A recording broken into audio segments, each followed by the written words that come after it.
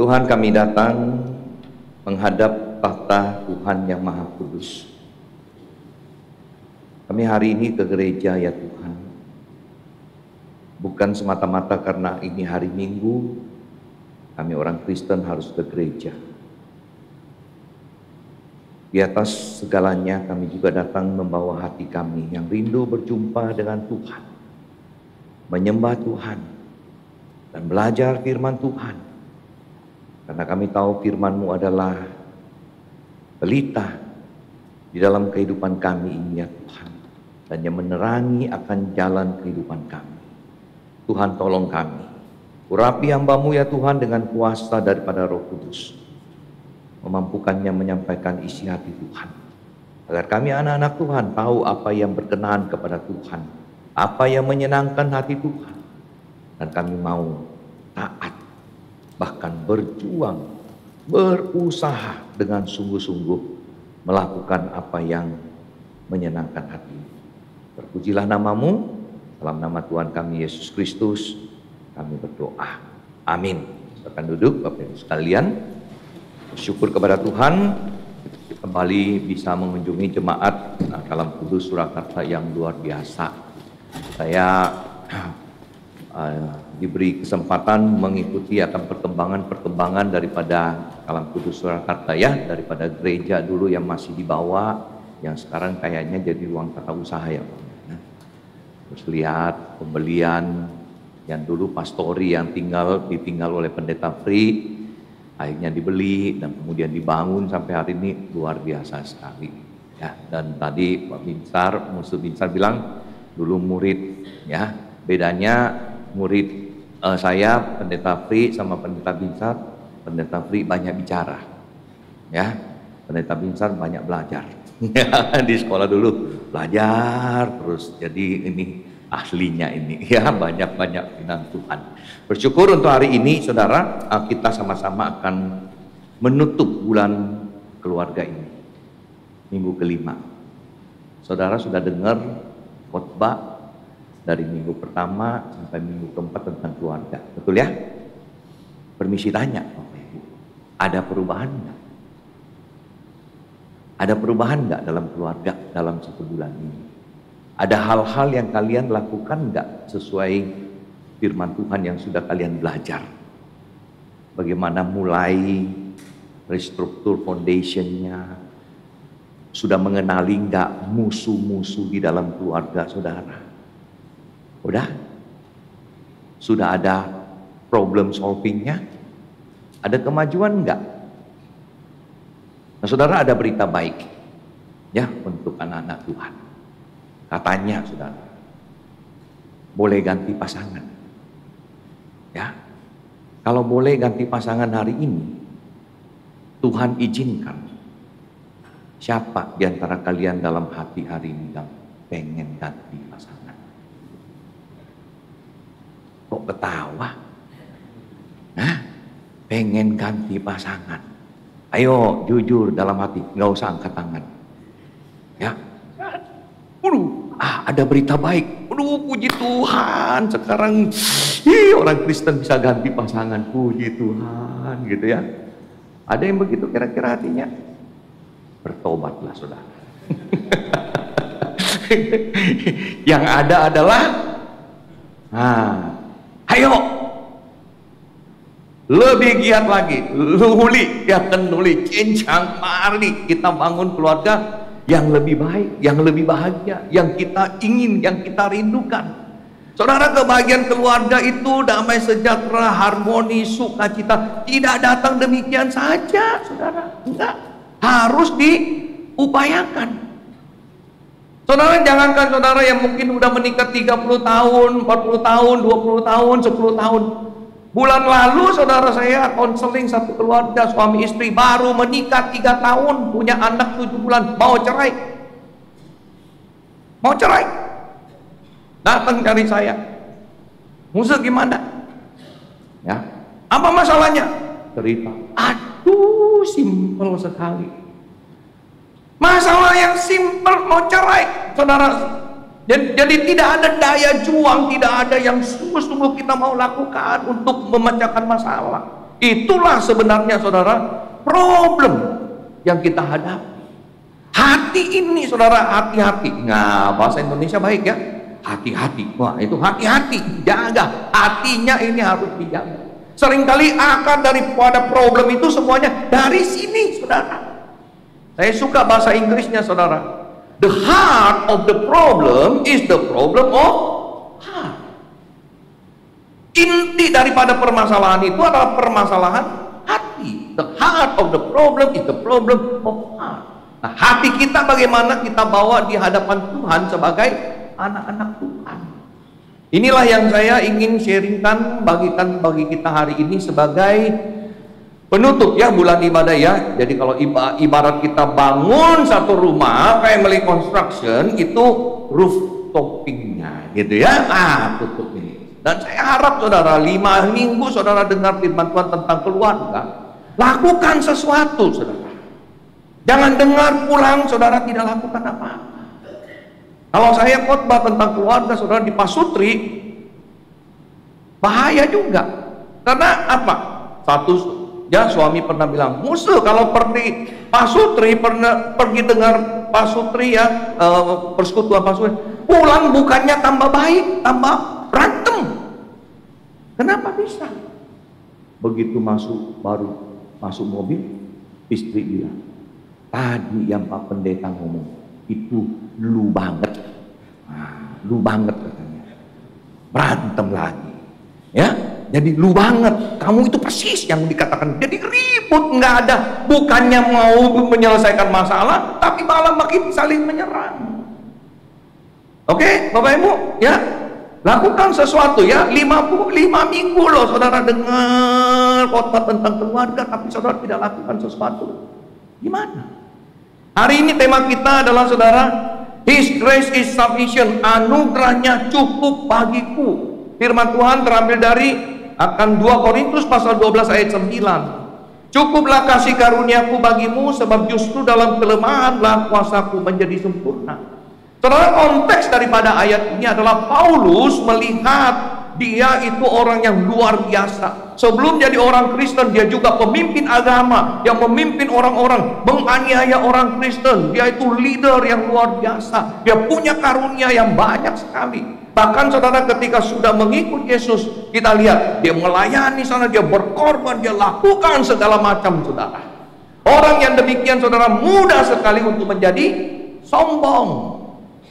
Namun saudara, di dalam akan semua yang dia lakukan ini, dia melihat dia ada kelemahan, ada duri.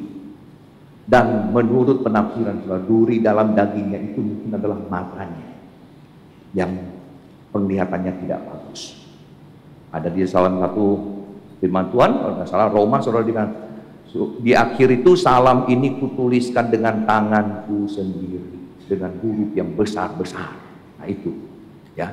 Jadi bisa kita pikir yang di depan itu ditulis oleh orang, bagian penutup dia yang tulis sendiri dengan huruf-huruf yang besar karena matanya kurang bagus. Dan dia melihat itu semuanya adalah supaya saya jangan menjadi sombong. Dengan di dalam kelemahan itu saya terus bersandar kepada Tuhan. Saudara, bagaimana kita mengaplikasikan ini ke dalam kehidupan keluarga? Nah, apa tujuan daripada keluarga, saudara? Apa yang mau kita capai di dalam kehidupan ini? Permisi tanya, berapa banyak di antara kita hari ini saudara yang waktu menikah punya rencana pernikahan? Kenapa saya menikah? Ada pernah ngobrol nggak suami istri? Ya, waktu married ada ngomong nggak kenapa kita married? Ya, kalau ada yang kita tanya kenapa married? Ya kan semua orang menikah mesti. Oh, semua orang menikah. Enggak semua kok. Kenapa married? Ya udah tua lah, jadi kawin lah. Oh. Waktu muda syaratnya banyak. Waktu udah mulai berumur, diskon sedikit. Udah mulai kepala 4, diskon habis. Pokoknya ada yang mau kawin. Tapi tujuan nikah apa? Kemana kita pergi pernikahan ini? Nah, saudara, jadi membangun satu keluarga yang bisa bertahan lama Bertahan sampai akhir itu harus, di sini dikatakan saudara, kita harus memikirkan di dalam kepala kita, to begin with the end in mind. Memulai dengan memikirkan akhirnya. Saya ini mau kemana? Keluarga seperti apa yang saya mau bentuk? Keluarga seperti apa yang saya mau capai? Dan saya hari ini ada di mana? Keluarga sekarang yang saya mau ini seperti mencapai ini, sekarang saya bagaimana? Sudah mengarah ke sana enggak? Atau saya sudah menyimpang? Sudah tidak berjalan menuju arah itu? Dan saudara-saudara, kita lihat kemudian satu ayat lagi. Kapan kita lihat ayat ini? Kapan kita lihat ayat ini? Di mana biasa saudara lihat ayat ini? Rumah duka, ya? Rumah duka. Saudara, ditulis dia di sana, ya. Aku telah mengakhiri pertandingan yang baik. Aku telah mencapai garis akhir. Dan aku telah memelihara iman. Tapi betul nggak? Betul nggak orang yang terbaring ini sudah bertanding dengan baik? Bahasa Inggrisnya, I have fought the good fight. Kamu sudah fight enggak, saudara, di dalam kehidupanmu, di dalam segala permasalahan, di dalam segala kesulitan? Kamu fight enggak? Orang yang baru menikah 3 tahun, permasalahannya simple, tidak mau fight, tidak mau cari solusi, tidak mau cari jalan keluar, menyerah. Nah, mental tempe, gitu kan? Saudara, kemudian dikatakan, aku telah mencapai garis akhir, aku telah memelihara iman. Betul enggak kita telah menjaga iman kita? Betul enggak kita sudah melakukan apa yang Tuhan kehendaki di dalam pernikahan itu, di dalam keluarga itu? Jangan sembarangan pasang ayat, gitu loh. Kalau kehidupannya apa, nah inilah saudara, kita pengen nih, semua kita pengen. Saya juga pengen, saudara, nanti saya meninggal, pasang juga ayat ini, ya. Pendeta Dedi, ya, telah bertanding dengan baik, gitu ya, telah mengakhiri pertandingan yang baik. Saya mencapai garis akhir, saya menjaga ini. Itu kehidupan. Nah saudara, bagaimana mencapai akhir dengan baik? Bagaimana kita harus memulai yang benar? Apa dasar tujuan daripada pernikahan? Saudara mau membangun satu keluarga. Keluarga seperti apa yang saudara mau? Apakah saudara waktu menikah kemudian, ayo kita kerja, cari duit, bangun, bikin rumah, beli mobil yang bagus, beli rumah yang mahal. Itu tujuan kita. Nanti anak-anak semua pintar, sekolah di Amerika, sekolah di mana, sekolah di Australia, sekolah di mana. Apakah itu yang kita mau capai? Ya, kita nanti menjadi keluarga yang terhormat, kaya raya, orang terkaya di Solo, ya, orang terkaya di Jakarta, kalau perlu orang terkaya di dunia. Itu yang saudara mau capai? Atau apa? Ada orang tanya, kenapa mau menikah? Pengen punya anak. Berarti dasar pernikahannya kenapa? Mau punya anak kan? Nah ternyata, maaf, nggak bisa punya anak. Jadi gimana? Cerai. Cerai. Ini terjadi saudara di sebuah gereja yang saya pernah layani. Ya, saya marah sekali sama yang laki. Menikah setelah 2 tahun ngomong ke saya, Pak Dedi, saya mau cerai. Hah? Kenapa? Gak bisa punya anak. Oh jadi kamu kawin karena untuk anak? Iyalah Pak. Terus siapa yang gak bisa punya? Belum tahu loh. Kok belum tahu? Kalau kamu penyebabnya ya kamu mau cerai sampai 10 kali tetap gak punya anak. Gitu kan? Terus kamu udah diberkati di gereja Pak. Dia bilang, saya kan belum menikah Pak. Kamu belum menikah, itu hari di gereja itu pemberkatan itu. Ya siapa? Kamu nggak menikah? Iya, tapi saya belum bikin surat nikah catatan sipil. Baru surat gereja. Waduh, saudara. Saya pengen tonjok itu. Untung Pak Pendeta. Tapi bolehlah ya Pak Pendeta nonjok jemaat kayak gitu ya. Bolehlah ya, ibu-ibu ya, kalau suami kalian datang ke pendeta ngomong itu, saya tonjok aja ya. Kurang ajar banget. Jadi selama ini Kamu nggak bikin catatan sipil? Enggak. Karena saya mau tunggu saya dapat anak baru saya bikin. Sekalian sama anak punya surat lahir katanya. Nah saudara sekalian, itu tujuan dia. Ya, kapan istri kamu bisa hamil kalau tiap bulan ditanyain? Haid nggak? Tiap bulan, jadi istrinya tiap bulan stres. Kata bulan nggak, gitu loh. Ya tambah gak punya anak dia. Nah saudara, dasar pernikahan itu apa? Saudara harus tahu.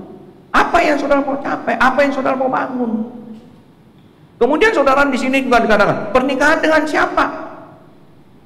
Ya, orang Kristen sering dikritik sama non-Kristen, khususnya dari kalangan Buddha, gitu ya. Oh, orang Kristen itu diajarin tuh kalau sudah menikah, tinggalin orang tua, gak usah pusing orang tua lagi. Ya, saya bilang salah, saudara, salah. Tapi juga sebaliknya, saudara, orang tua jangan terlalu campur juga dengan kehidupan keluarga anak. Makan apa semua harus atur. Makanya hari ini anak-anak sekarang banyak yang merit, nggak mau tinggal tidak mau tinggal di mana? Mertua Permai Indah, nggak mau. Pokoknya tinggal sendiri. Aduh, mama cerewet, baru tidur bangun jam 9 sedikit. Hei, bangun. Mantunya juga dibangun semua. Bangun. Pusing kamu. Jadi harus balance-nya. Saya Sabtu kemarin baru siang sebelum datang ke sini saya ke rumah satu jemaat. Ya, ada yang istri bilang gini, anaknya udah merit, anaknya cewek, tinggal sekomplek rumah, beda 2 blok, anak nggak pernah datang. Anak nggak pernah datang, sibuk katanya, sibuk. Ya. Saya bilang, Bu, ngomong sama anak, mama juga dulu sibuk, tapi antar kamu sekolah, antar kamu ini, begini, temenin kamu sini, temenin kamu sana. Ya sekarang merit, tuh tinggalin. Nah saudara, hati-hati. Jadi 2 pihak. Ya, dari anak bagaimana sikap terhadap orang tua bagaimana sikap terhadap anak. Harus ada solusi yang dijalankan. Nanti kita akan bahas, saudara. Jadi saudara sekalian, kita harus memulai dengan benar. Kita harus tahu siapa pasangan hidup kita hari ini, bagaimana kita menjalani. Jangan semua seringkali di dalam kehidupan kita bingung, kita diatur oleh mama, kita diatur oleh papa, kita ini terlalu campurnya, terlalu banyak. Sebagai anak kita juga harus tahu bagaimana membagi waktu dengan orang tua. Yang tadi mau cerai itu gara-gara yang orang tua istri merasa tidak adil, tidak pernah ditengoki. Hari Minggu pergi selalu ke rumah orang tua laki, pagi sampai sore. Tidak pernah ke rumah istri punya orang tua. Mamanya bilang, kenapa saya tidak pernah ditengoki? Sebulan sekali datang juga cuma 1 jam. Tapi kalau di rumah orang tua laki, dari pagi sampai sore, tiap minggu. Ya kan? Cuma aduh, yang begitu mau cerai. Lu atur waktu aja lah, mulai sekarang atur waktu. Tiap minggu ya, dari pagi pergi gereja jam 9 sampai jam 2 makan siang di rumah ya papa kamu ya, yang laki ya, orang tua kamu. Sore ke rumah orang tua cewek. Selesai, makan malam, makan siang di rumah laki, makan malam di rumah perempuan. Oke? Selesai kan? Mau cerai apa sih? Repot. Nah, kecuali kamu memang nggak suka ya laki, aduh pergi ke rumah orang tua cewek, pusing atau apa. Siapa suruh kawin sama anaknya? Ya kan? Harus dong nengok mamanya. Oke, saudara, kemudian yang kedua adalah menjalaninya dengan benar. Visi keluarga. Keluarga apa yang menjadi impianmu? Keluarga seperti apa yang kamu mau bentuk? Hari ini saudara nggak gampang. Kita itu keluarga kita bingung. Satu hari ada suami ngomong ke saya begini, Pak Pendeta, saya punya istri kalau sudah lihat Facebook, IG, gue pusing. Kenapa? Nanti dia tanya, Susi ke Labuan Bajo, Kapan kita ke Labuan Batu? Sushi ke Korea, sushi ke Jepang, sushi makan restoran, makan ke hotel ini kapan gitu. Aduh, pusing dia bilang. Sushi anak orang kaya miliuner, kita kan gaji gitu loh, belum mau kaya sushi, ya kan? Jadi saudara membandingkan orang lain pengen seperti orang lain semua, pengen kaya, Iceland, kemana, gitu kan?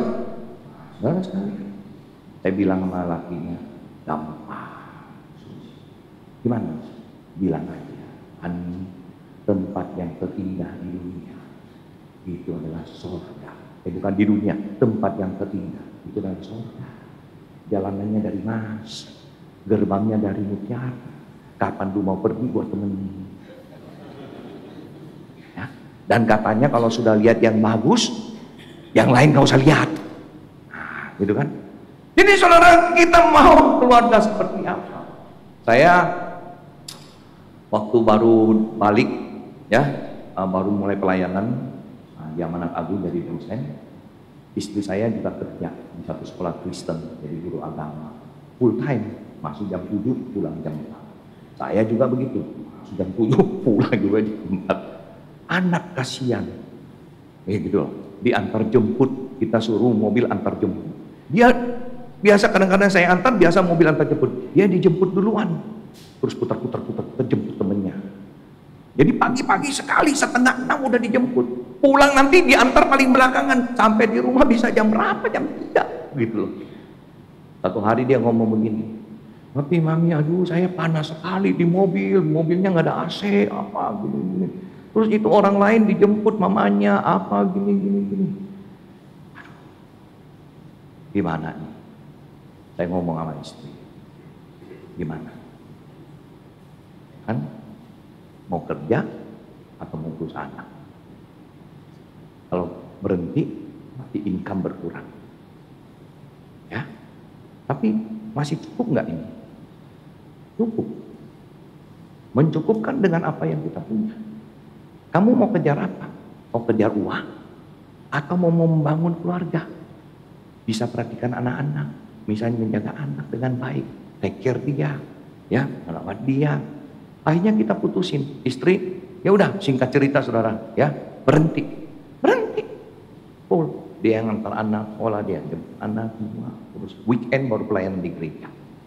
Tapi weekdays dia merawat anak. Nah karena kita mau membangun satu keluarga yang betul-betul kita mau rumah tangga bahagia, rumah tangga baik, anak-anak diperhatikan.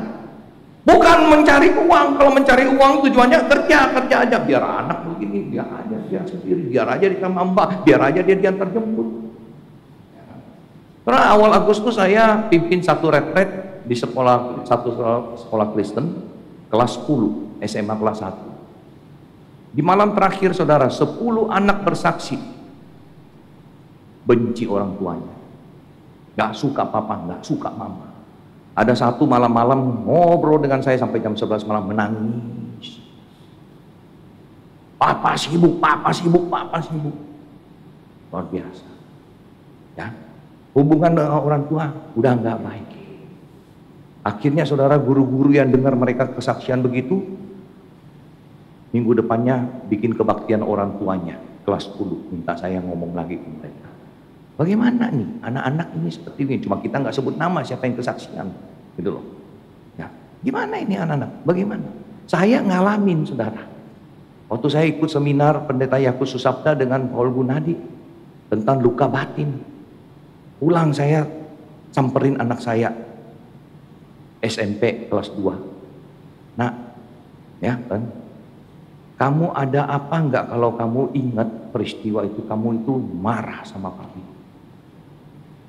Oh nggak ada, Pi, nggak ada. Bener, kalau ada papi mau minta maaf. Papi nggak mau kamu punya luka hati yang kamu bawa terus. Papi minta maaf kalau kamu pernah lakukan. Tiba-tiba nangis Bapak Ibu. Loh, mati gua.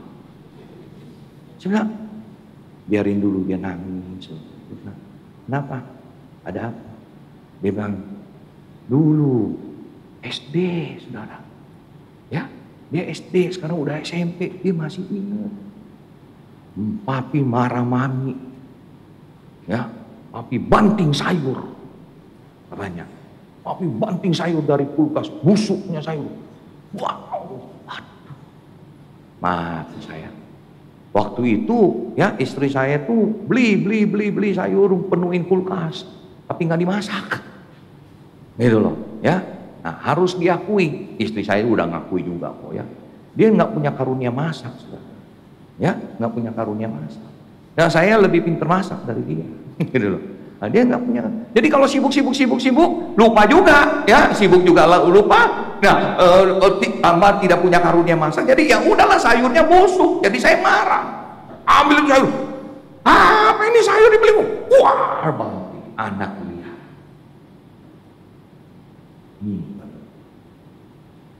Ya kan? Aduh, saya langsung minta maaf. Ya. Kalau anak udah ngomong begitu, Bapak Ibu jangan argumen. Oh itu, yang mami lu sih begini. Tambah. Ya, jangan. Dia sudah merasa begitu, dia udah luka pada, minta maaf. Tapi minta maaf, saya panggil istri saya datang. Nih, di hadapan kamu ya, anak. Papi minta maaf. Nah, istri saya senyum-senyum. Nah, udah ke belakang. Ya. Pernah ya, dia aja lupa. Anak yang ini. Bapak Ibu, coba ulang. Ya. Jangan pikir everything is fine. Ulang, coba tanya anak. Ada nggak? Ya, anak-anak ini banyak yang muda-muda juga ya. Kalau papa mama nggak tanya, lu ngomongin. Ya, ini dua ya. Ngomongin ya. Nah, ulang. Tadi itu ya, papi itu bilang sama kita, Apit, hai, nih hai. Kok sama mama enggak? Saya kecewa loh. Kok mama saya yang saya kasihi, mama enggak say hi, cuma kita dua. Kan mama yang lahirin saya, mama yang jaga saya, gitu ya.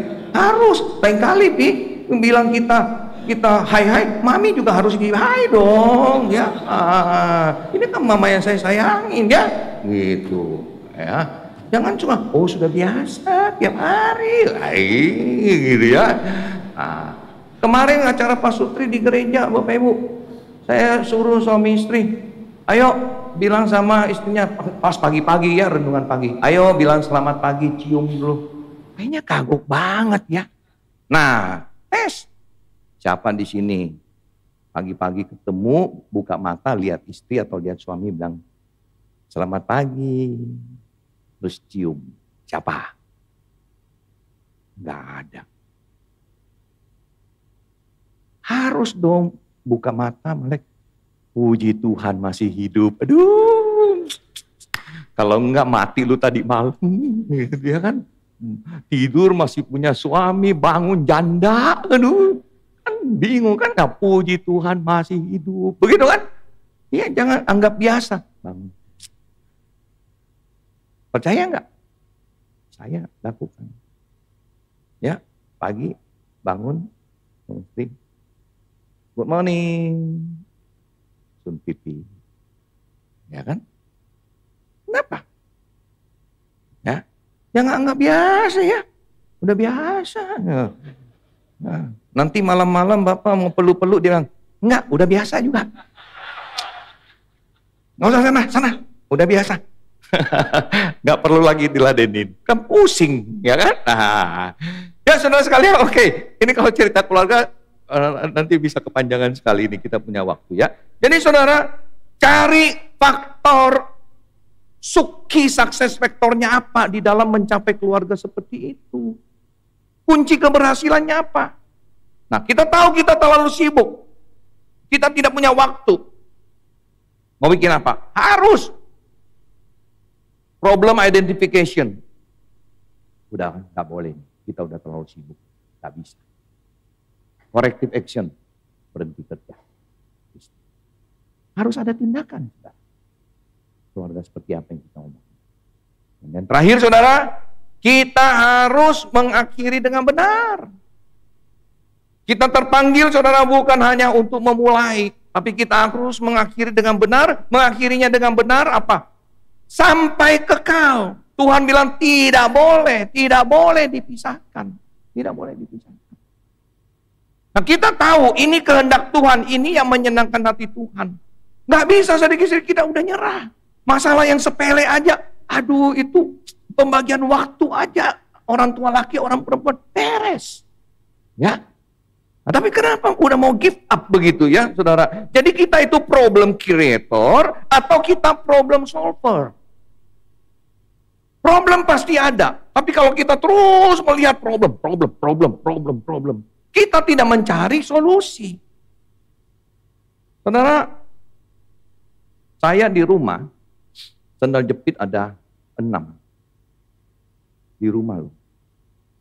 Nah, istri saya sangat bersih. Bersih sekali. Jadi kalau dari luar masuk, begitu masuk pintu sudah rak sepatu. Nah, sepatu copot, ada sandal jepit. Jalan-jalan, nah, dibawakan apa ruang biasa kita itu ruang utamanya kita di lantai 2. Sampai mau naik lantai 2 di bawah tangga ada sandal jepit. Ganti untuk naik lantai 2 punya sandal jepit. Ya, sampai di atas udah masuk ruang kerja ada harus copot sandal. Masuk di ruang kerja saya ada tempat tidur juga ya kan buat istirahat. Nah, terus di dalam kamar itu ada kamar mandi. Di kamar mandi ada sandal jepit. Ya kan? Naik lantai 3. Keluar dari kamar belajar naik lantai 3 kamar tidur pakai sandal jepit. Naik. Di depan kamar tidur ada sandal jepit lagi. Ganti lagi buat masuk kamar. Kamar tidur kan? Nah, kamar tidur di lantai 3 ada kamar mandi dalamnya juga kan? Sampai di kamar mandinya lagi ada sandal jepit lagi. Buat mandi punya. Warnanya beda semua, 6 warna. Jadi saya harus hafal. Warna ini di mana, warna ini di mana. Pusing. Gitu loh, ya. Nah, yang lantai 1 paling bawah warna hijau. Yang mau naik lantai 2 warna ungu. Saya tahu. Nah, lantai 2 punya kamar mandi warna kuning, oranye. Naik lagi di atas, waduh. Pusing nggak? Bisa pusing, saudara. Mau ribut-ribut. Aduh, ampun deh. Ya, makanya istri saya kalau pergi ke supermarket ada sandal sale, waduh, langsung beli. Cadangan. Beli langsung 5 biji sandalnya, ya kan? Nah, tapi itu sifat dia, saudara. Dia suka bersih, dia suka teratur, dia begini ya. Kalau kita mau berantem gara-gara sandal, saudara mau cerai. Aduh, gua nggak tahan sama lu deh. Saya nggak bisa hafal 6 warnanya sandal itu. Balik-balik gue cerai aja. Give up kan? Ya udahlah, pakai aja, gitu ya. Kadang-kadang lupa jalan, dia juga nggak ingat. Dia sendiri nggak ingat warnanya. Ini sandal dibawa, dia juga nggak ingat. Ya pakai aja. Kalau pas dia nggak di rumah, gua copot sandal, nggak pakai sandal. Ya kan? Rumahnya bersih, Pak. Ya nggak pakai sandal juga bersih. Nah, pel rumah tiap hari mbak itu datang cuci gosok punya malam pulang ya. Jam 5 sebelum pulang pel. Sabtu pel. Jam 5. Minggu dulu mbaknya nggak masuk. Habis pel jam 5 kita cuma berdua di rumah. Udah makan, naik tidur malam. Besok pagi ke gereja. Pulang gereja jam 12, jam 1. Pulang gereja dia bilang, tolong pel dong. Pel? Nggak ada mbak, suruh saya pel. Saya bilang, ini baru pel tadi kemarin jam 5 sore. Belum diinjek-injek, gitu. Ya kan? Ngapain pel lagi? Nggak ada debu. Dia bilang, jendela lu tutup semua juga, mana ada debu. Dia bilang, ada debu dari baju. Katanya, debu dari baju. Ya dia bilang, iya baju ini ada debunya, bulu-bulunya juga, jadi perlu pel juga. Aduh, saya bilang, aduh Mi, sorry ya. Saya ini minggu khotbah pagi, siang, ini pulang siang, pengen istirahat. Lu suruh gua pel, ya. Aduh, terus saya pel, saya nggak lihat debunya. Jadi pel gimana? Kalau mau pel kamu aja yang pel ya. Saya nggak bisa angkat, airnya berat katanya embernya. Oh gitu ya, saya ke supermarket Diamond, saya beliin itu, saudara, tempat gas. Gas kan tabung gas punya roda itu di bawah, saya beliin itu. Saya bawa pulang, saya bilang, nah embernya taruh sini, kamu tinggal tarik. Solusi. Kamu dia kan klaimnya dia nggak bisa angkat kan berat airnya kan. Ya udah saya beliin roda, taruh ember, tarik. Nah, sekarang dia minggu di empel, gitu ya. Nah, saudara sekalian banyak hal yang kita bisa solve, nggak usah ributin berantem. Ada orang cerai. Nah, saya nanya dulu nih. Sekarang pergi ke supermarket, itu odol gigi terbuat dari apa? Dia punya tempatnya, kontainernya. Terbuat dari apa? Ibu-ibu. Itunya. Tabungnya itu sekarang terbuat dari apa dia? Plastik ya? Dulu terbuat dari apa? Aluminium ya? Kenapa diganti? Lebih murah? Atau apa? Karena banyak yang cerai gara-gara odol. Banyak yang cerai gara-gara odol. Dulu aluminium, istrinya pencet dari bawah. Suaminya pencet. Waduh! Istrinya betulin lagi. Lecet. Kepotong aluminium. Setengah mati. Nggak bisa. Hani, kalau pencet odol dari bawah dong sayang. Oh iya. Betulin. Susah. Besok penyok lagi. Aduh. Udah bukan Hani. Pencet itu dari bawah. Ini sakit tangan tahu nggak? Nih udah nggak bisa dibetulin. Gua harus pakai sikat gigi. Kata. Oh iya sorry. Besok penyok lagi. Gua nggak tahan sama lu deh. Gua nggak tahan. Cerai. Duh. Cerai. Gara-gara odol. Ya kan? Ada yang begitu pengalaman? Nah, ya, kalau saya terbalik, saya yang pencet dari bawah, istri yang tengah. Ya, jadi solusinya apa? Nah, itu makanya perusahaan odol sekarang bikin plastik, tinggal gini-gini. Ngatur itu kan udah. Kalau dulu belum ada solusinya, gampang. Beliin satu suami odol sendiri. Hani, ini odol lu ya. Ini pakai. Ini punya gua, lu jangan campur ya. Ini yang punya lu mau bonyokin, lu mau penyek, lu mau apa, terserah lu deh. Pokoknya ini punya kamu. Jangan campur punya saya. Selesai kan? Nah saudara kalian yang kedua, fokus pada kesulitan atau fokus kepada kesempatan? Kita selalu lihat sulit. Tapi kita lihat nggak ada opportunity yang bisa kita lakukan, kemudian di dalam anugerah daripada Tuhan kita bisa lebih baik. Sepasang suami istri pernah datang ke saya. Istrinya orang Singapura, suaminya orang Indonesia. Suami yang datang ke saya, ngaku dosa. Pak, istri minta cerai. Aduh, kenapa? Saya yang salah. Nah, dia ngaku, dia salah. Saya yang salah. Kenapa? Gua terlalu pelit. Nah, hati-hati ibu, bapak-bapak ya, jangan terlalu pelit. Saya terlalu pelit. Dia mau beli ini, saya nggak kasih. Dia mau beli ini, nggak kasih. Ini apa semua. Terus kalau saya marah, saya suka hancurin dia katanya. Aduh, mati lah. Udah, makanya jangan pelit-pelit. Iya, saya mau berubah. Nah, dia mau berubah kan? Tapi istrinya bilang, saya nggak percaya. Udah berulang kali dia ngomong mau berubah, tapi tetap nggak berubah. Lagu favoritnya itu Tuhan Yesus tidak berubah. Saya juga. Nah itu nggak berubah, nggak mau. Saya bilang, Bu, dia sudah ngaku dosa, dia sudah ngaku salahnya sama saya. Kasih dia kesempatan dan kasih ibu kesempatan juga sendiri untuk menikmati suami yang sudah berubah, tidak pelit lagi. Oke? Enggak. Kamu tetap pergi ke kantor, tanda tangan. Suami udah tanda tangan. Istri ambil pena, mau tanda tangan. Roh Kudus bekerja, saudara. Dia taruh penanya. Dia oke. Kasih kesempatan. kasih kesempatan buat saya lagi, buat dia. Akhirnya sampai sekarang udah belasan tahun, happy, senang. Tapi ya itu, sifat pelit kadang-kadang masih ada. Pernah satu kali kami ke mall, jalan, istrinya lewat, ada jualan baju, sale. Istrinya bilang, ada sale. Suaminya bilang, Saya bilang, mulai lagi lu ya.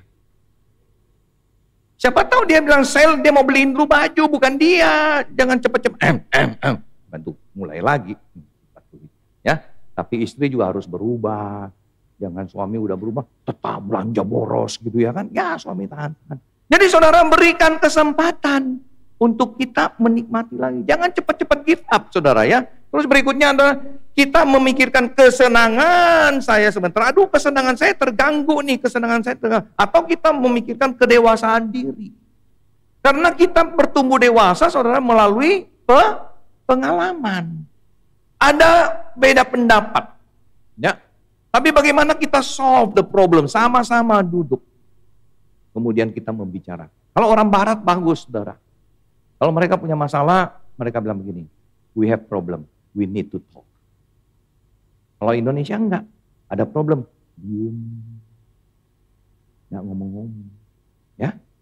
Nah, satu hari istri diam dari pagi sampai malam. Enggak ngomong. Sengaja biar suami tahu. Suaminya nggak peduli, suaminya diem-diem aja. Happy, senang-senang. Sampai malam, istri marah. Kamu kok kelihatan nggak ada apa-apa? Kamu nggak tahu gue marah ya? Oh, kamu marah ya? Ya gue udah diem dari tadi pagi sampai malam. Nggak tahu gue marah. Oh, enggak. Tapi hari ini saya menikmati. Pagi sampai malam lu nggak ngomong. Jadi jangan diem. Suami menikmati biasanya cerewet. Hari ini diem. Wah, gue nikmati. Istri nggak ngomong. Ada masalah ngomong, saudara. Ya, we need to talk. Ketiga, reward sementara atau reward kekal. Saudara mau reward yang sementara di dunia ini happy atau saudara mempertahankan apa yang Tuhan inginkan kita lakukan dalam hidup ini? Rewardnya kekal. Rewardnya kekal. Satu hari kita akan bertemu dengan Tuhan. Pakai ayat itu tadi. Tuhan, I have fought the good fight. Menjaga iman saya. Menjaga keluarga saya. Saya jalani. Saudara, om saya. Tahun ini 80 tahun lebih. Saya lihat dia. Saya pernah tinggal sama dia waktu saya kecil. Sebelum Kristen. Pukul istri. Maki-maki anak. Mulut keluar binatang semua. Anjing, babi, apa semua. Ya. Percaya Tuhan. Pergi gereja. Nggak berubah. Tetap maki-maki. Tetap maki. Tante saya. Aduh. Luar biasa. Nggak Kristen. Sejak belum Kristen tetap. Gitu. Kehidupan. Mempertahankan. Anak-anak semua bertumbuh besar, saudara. Sekarang, tante saya meninggal kena COVID. Ya, jadi dia di Makassar, anaknya yang sulung, laki-laki, sepupu saya di Gading Serpong, Jakarta. Panggil dia tinggal sama kami. Tidak berubah. Maki-maki menantu, marah menantu. Bilang sama menantu, jangankan kamu ya. Istri saya aja saya pukul, apalagi kamu. Tak gampar ya. Mau dipukul pakai botol. Minum bir. Ya. Akhirnya mantu nggak tahan. Bilang sama suaminya, saya nggak tahan. Akhirnya dikirim ke Makassar. Tinggal sama adik perempuannya, sepupu saya juga. Di Makassar, nggak berubah. Bulan lalu dia pukul cucu. Cucunya udah gede, udah kuliah. Dipukul cucunya. Cucunya balas. Nonjok engkongnya. Mati nggak? Wakongnya ditonjok. K.O. Kakek-kakek 80 tahun. Jangan dia lupa, dia udah tua ya. Cucunya tonjok, saudara. Jatuh. sana, maka saya bilang, aduh telepon lagi kokonya, kok sorry kok, aduh nggak kuat. Gimana? Ya, doa. Ini yang suami, kasihan istrinya ini gimana? Dulu kan istrinya yang bilang nggak kuat. Puji Tuhan saudara, yang istri ini, ya, mereka jemaat Kalam Kudus, Gading Serpong. Ya istri akhirnya bilang ke suaminya, panggil lagi lah Papa datang. Kasihan. Ya, kita coba lagi. Kita sebagai anak tetap berusaha jaga Papa. Ya mohon Tuhan berikan kita kekuatan. Anugerah Tuhan saudara. Luar biasa. Mengampuni. Nah ini saya bilang, anak Tuhan. Susah. Mertua maki-maki terus. Tapi panggil lagi, datang lagi. Kita lakukan apa yang kita bisa lakukan. Jadi contoh, jadi saksi untuk orang anak-anak Tuhan bagaimana. Ya, suaminya sampai nggak percaya, benar, iya. Kita orang gereja, lu majelis, kita harus berusaha minta pertolongan Tuhan. Tanggal 15 barusan ke Jakarta. Satu lagi saudara, jemaat di tempat lain. Papanya sakit, schizophrenia. Ya, jadi nanti bisa up, bisa down, bisa up, bisa down. Dia punya itu kondisi. Ya, nah, anak 2 cewek, nggak kuat, tolak-tolakan. Yang cewek bilang, aduh ke anak, yang anak itu apa ke bapak.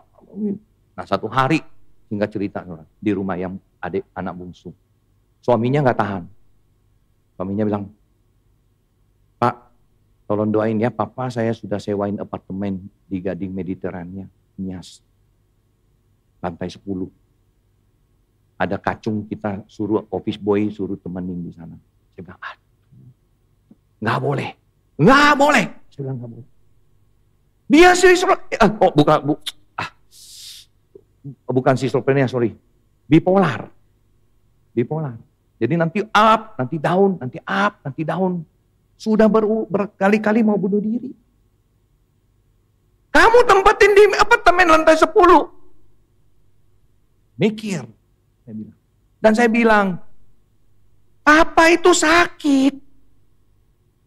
Kalau dia normal, dia nggak begitu, gitu loh. Dia sakit. Kita yang normal, kita ini yang normal. Kalau kita yang normal bertindak sekarang seperti orang tidak normal, kita lebih parah.